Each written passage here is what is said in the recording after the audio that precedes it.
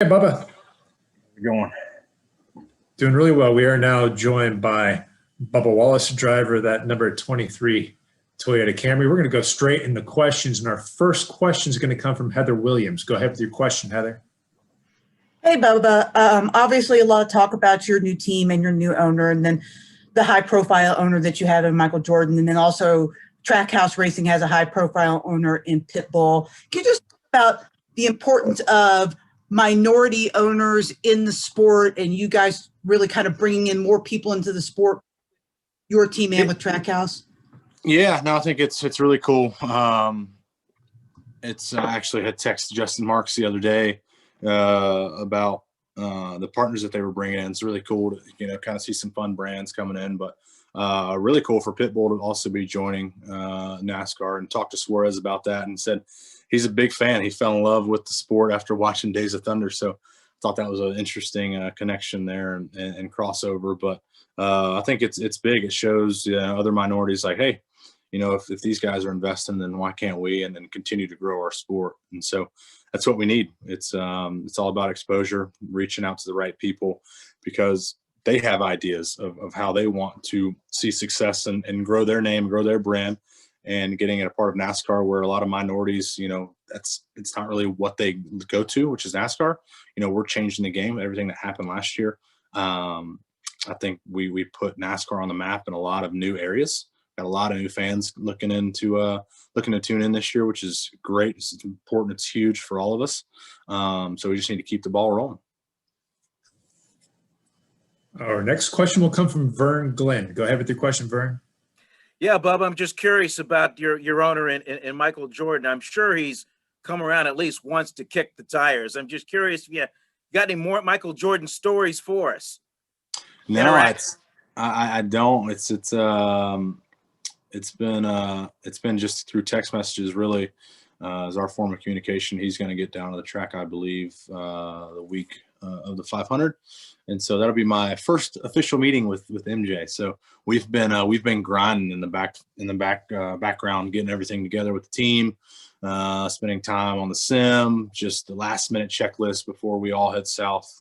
I'm heading south at the end of the week, so just making sure I get everything done and everything that I need to do, because season's here. I tweeted out yesterday. I walked into the bus to throw some clothes on, throw some things on, and I stood there with no one in the pitch black, and I said, "Damn, it's time to go." So I'm pumped. I'm excited to get down there. Any thoughts that here's a guy he could walk down the track with all 6 of his rings, just brandish him in front of him and going, "Here you go, Bubba. Let's try and match that." Yeah, no, for sure. I think there's a lot of pressure riding on us, but we being able to get to know him better, knowing how he dealt with pressure, having Denny there, looking at the success he's had through the years, I think we'll be just fine. Last one from me. This month, Black History Month, after an unusual year that we've had and everything that's gone on, what would it mean to come out on top in this particular race?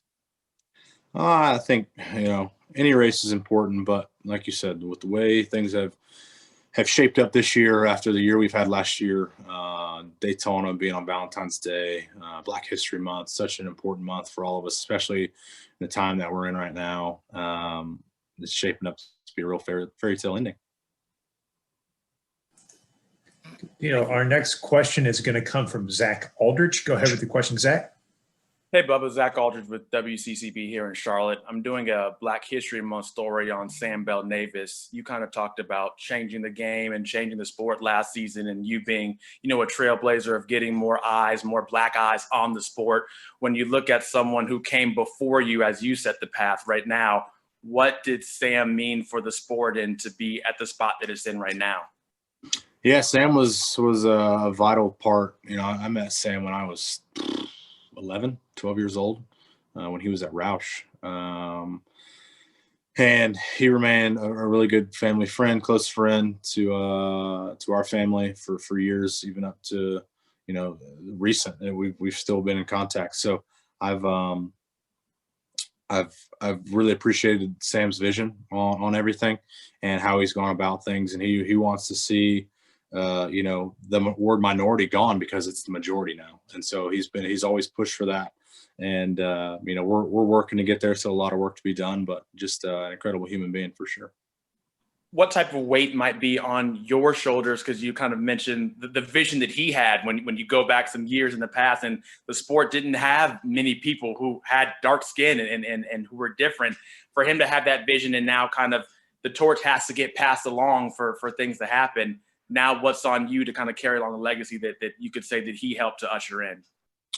Yeah, I think we just keep doing everything that we know how to do, and that's in our control. We look at what Wendell Scott did really to kick off the trail that he had blazed. I've been trying to carry that torch ever since I've been in the sport. And so while I'm carrying the on-track stuff, there's a lot of people that are carrying the off-track, is in the same way we're pushing for more, pushing for great success from a minority standpoint, from a diversity standpoint, inclusion, from the whole nine, and the sports behind it, the fans are behind it. Some of the fans are behind it. But we just got to keep pushing and not let anything, steer us off the beaten path.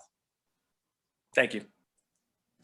Our next question will come from Bob Pockris. Go ahead with the question, Bob. Yeah, Bubba, this is your best opportunity of your career. Are you doing anything differently in preparation? Is Denny giving you certain things to do that you haven't done before? And if so, what are they? Can't tell you all my secrets there, Bob. I know you like to share that on Twitter. So good try.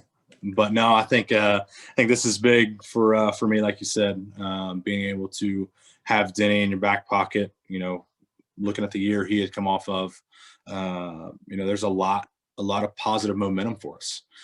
We have some really crucial meetings coming up this week before we get down there, and we'll continue to have that dialogue of what we expect, how to execute the right way, and go about things the right way to put ourselves in a position to contend and compete for wins. So I'm excited about it. I'm incredibly grateful for the opportunity. I don't know if I've said that enough, but this has been what I've been wanting for so long, to go out and try to prove a point, that, hey, I belong, and we're going to go out and compete, contend, and become a household name on the racetrack.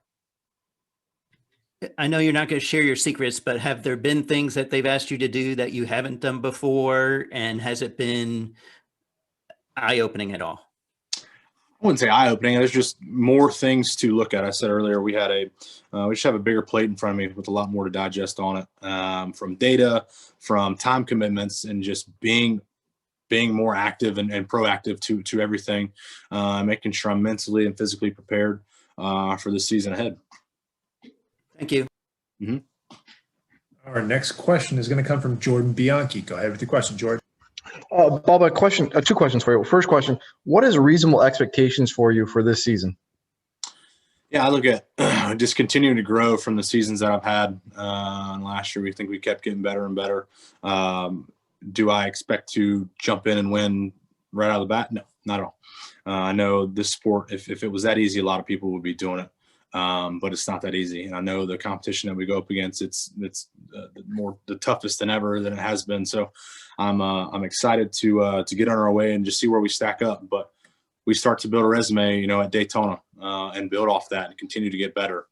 For our team, it's going to take a couple races, just like any new team will, to get everything underneath us and making sure, like, oh, we missed that last week. Let's make sure we don't do that, and prepare for next and build that. And then once we get going, get a couple races on our belts, then we can really start to pinpoint our weaknesses, our strong points, and build off those and grow from those and learn from everything. So there's a lot riding on us. I've had personal goals of the 2 wins and whatnot. There's nothing wrong with having personal goals at all.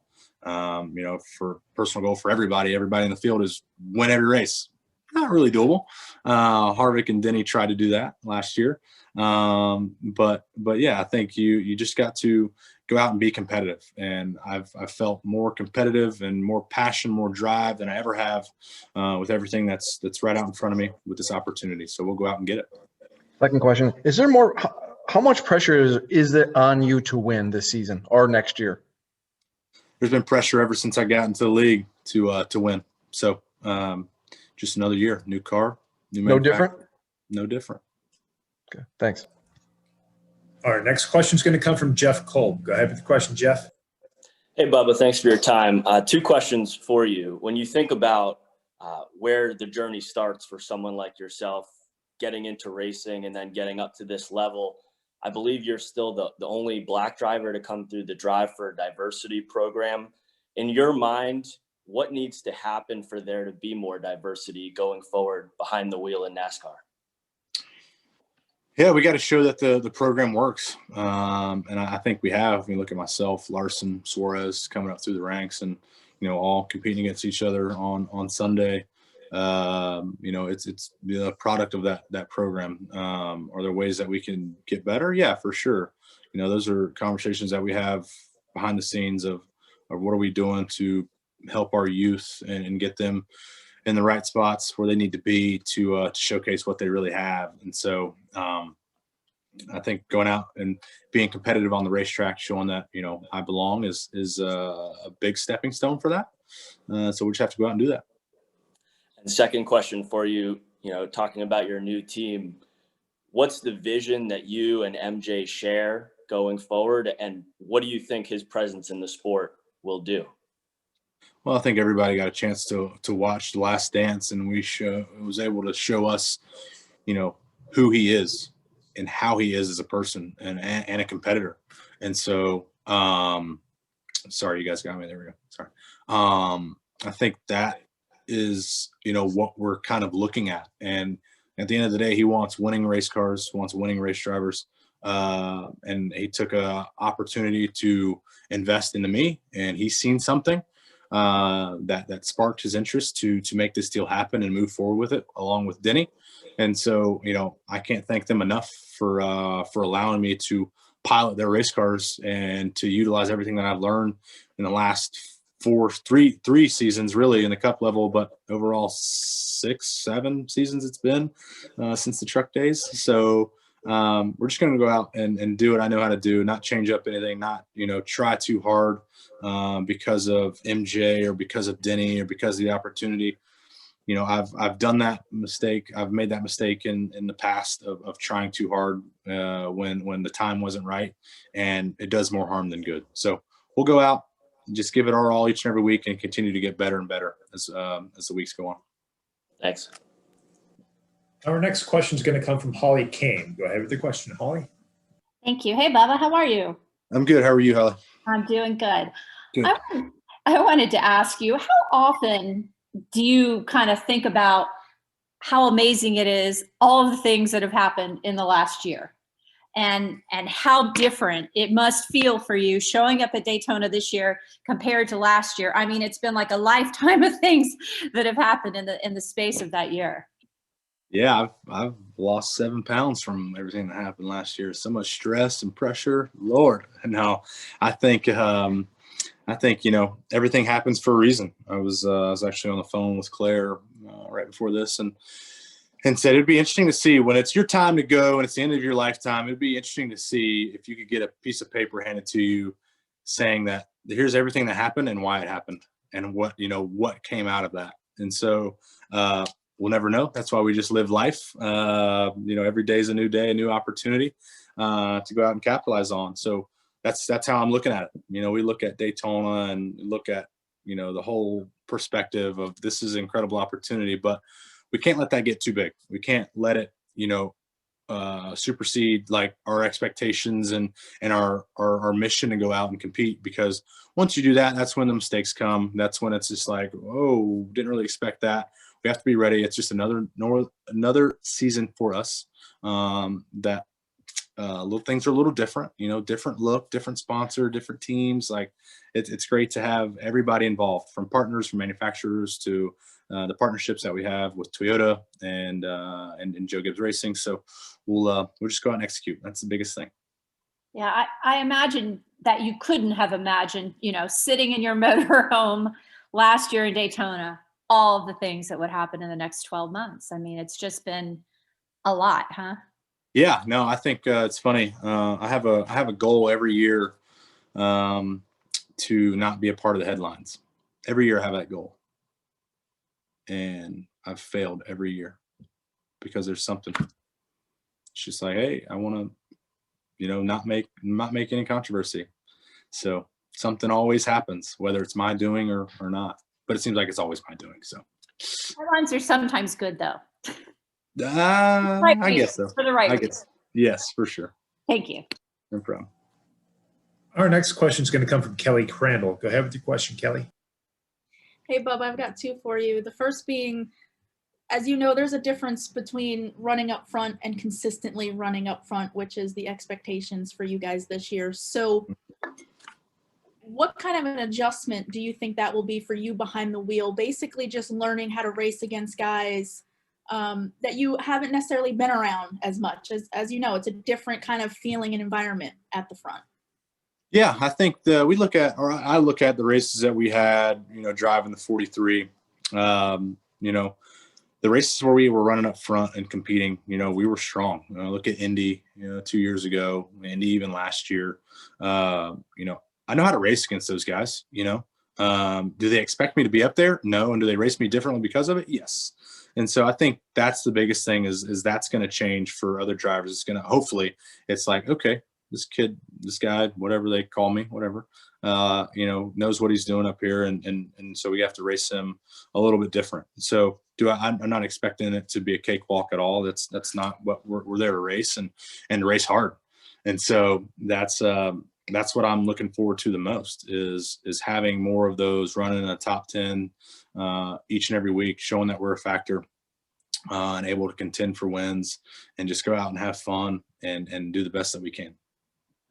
The second thing I wanted to ask is, over the last couple months, as this team and partnership with Denny and everybody has taken shape, in what ways has your relationship with Denny changed from what it previously was before you became his driver? And has he been any sort of influence or helped you or bettered you in any way?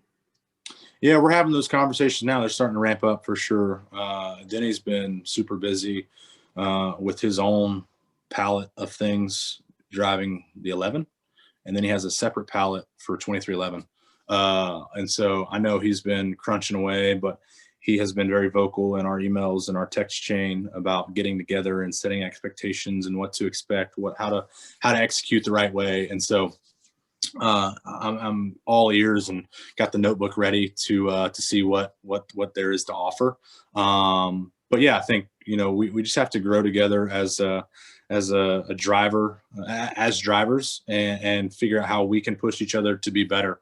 It's going to take some time for me to grow with the team and to gel.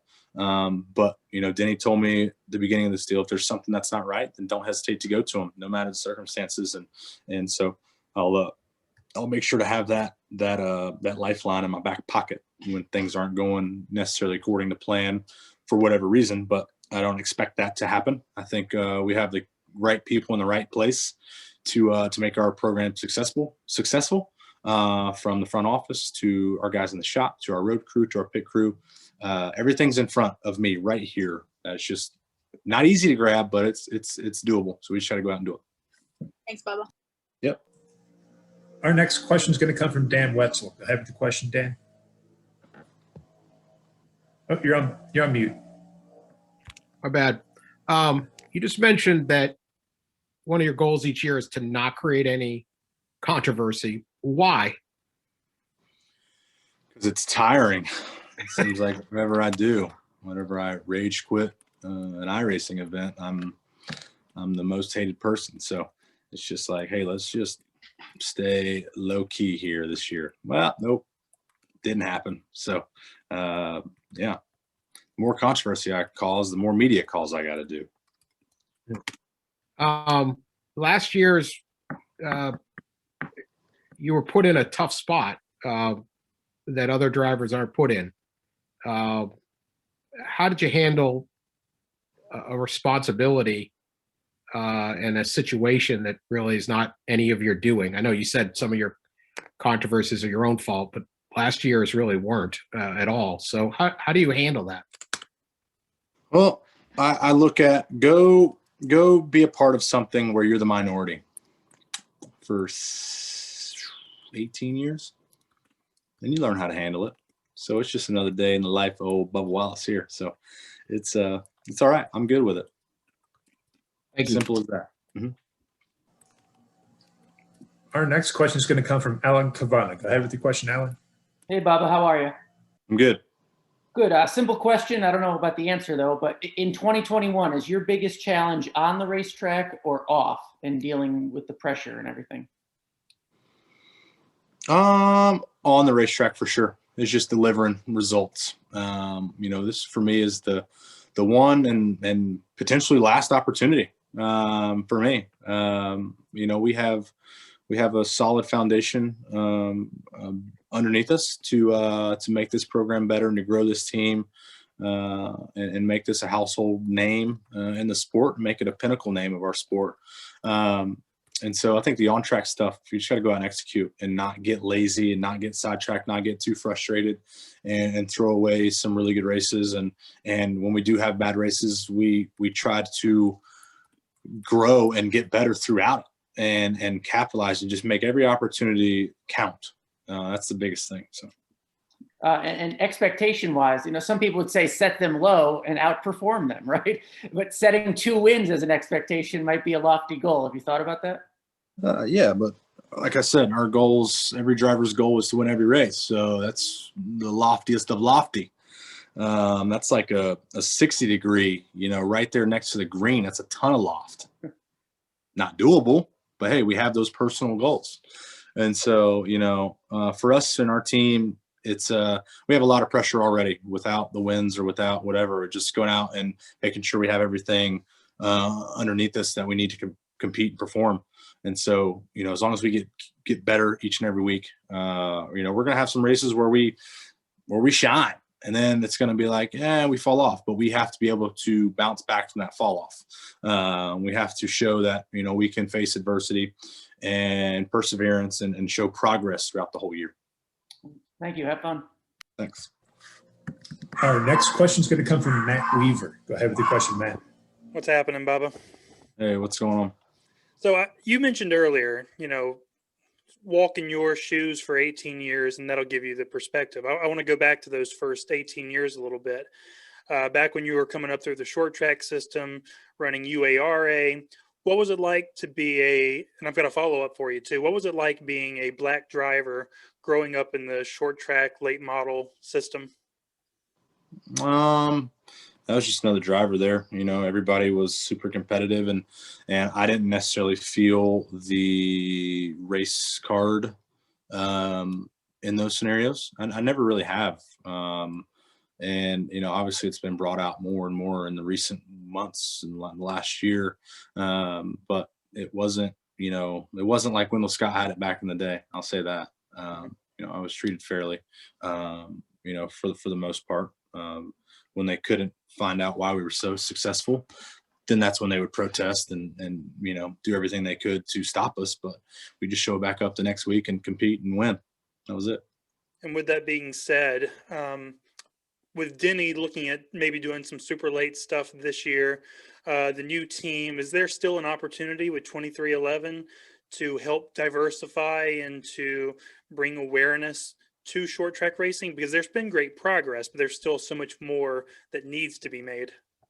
Yeah, there's a lot that needs to be done, really, and that's that's on NASCAR's hands, that's on our hands, and every team, we can all play a huge part in pushing for diversity and inclusion inside our 4 walls. So those conversations are going to be had, and we'll see what the outcome is. But where's Denny racing super lates at? We're going to find out. Oh, damn! All right. Thanks, Bubba. No problem. Our next question will come from Alex Andreev. Go ahead with the question, Alex. Hey, Bubba, I've got 2 for you. One is a little bit off of Alan's question, but, kind of the reason behind the 2-win goal. What have you seen in these early days at the shop that have made you feel like that's an attainable thing, whether it be, have you sat in the car yet? And what have some of those early interactions with your teammates been like? Yeah, I've sat in the car. I actually sat in it earlier today just to get last minute things going. I feel like people are writing 2311 2 wins. If we don't get that, then we need to close up our shop. That's not the case at all.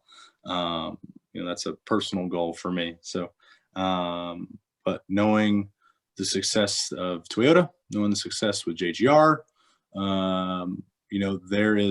there's a lot more opportunity than I've had in recent years to go out and compete. Knowing our cars, knowing the hours that are going into it, knowing the manufacturing that's going into it, there's no reason why we can't go out and just compete.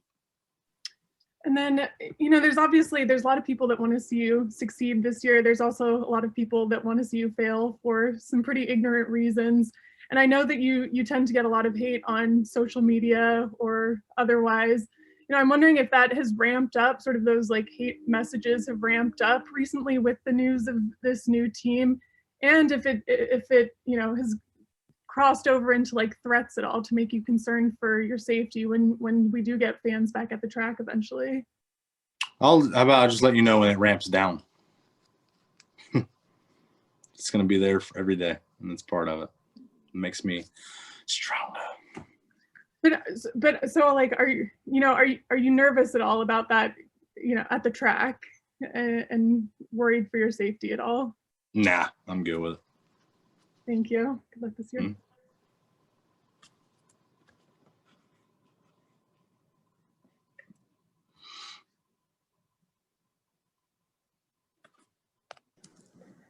All right, Bubba, that seems to be all the questions. Alrighty. Thanks for joining us. No problem. Thank you guys. Appreciate it.